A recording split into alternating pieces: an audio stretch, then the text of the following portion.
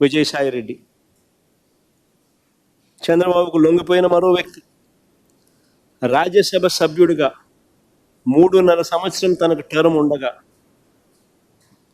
చంద్రబాబు నాయుడు గారి కూటమికి మేలు చేసేందుకు ఆయన రాజ్యసభ సభ్యత్వానికి ఆయన రాజీనామా చేశాడు. వైఎస్ఆర్సీపీకి ఎమ్మెల్యేల బలం లేదు, మళ్ళీ రాజ్యసభకు వైఎస్ఆర్సీపీ పంపించే అవకాశం ఉండదు అని తెలిసి, తన రాజీనామా వల్ల చంద్రబాబు నాయుడు గారి కూటమికి మేలు జరుగుతుందని తెలిసి తన 3.5 సంవత్సరం టర్ము ఆ కూటమికి తాను ప్రలోభాలకు లోనై అమ్మేసి, అలాంటి వ్యక్తి ఇచ్చే స్టేట్మెంట్లకు ఏం వాల్యూ ఉంటుంది? అటువైపు నుంచి మనం కూడా ఇటువైపున ఏమన్నా ఇటువైపున తీసుకొని ఇదే మాదిరిగానే చెప్పిస్తే వాల్యూ ఉంటుందా? విజయసాయి రెడ్డి. చంద్రబాబుకు లొంగిపోయిన మరో వ్యక్తి.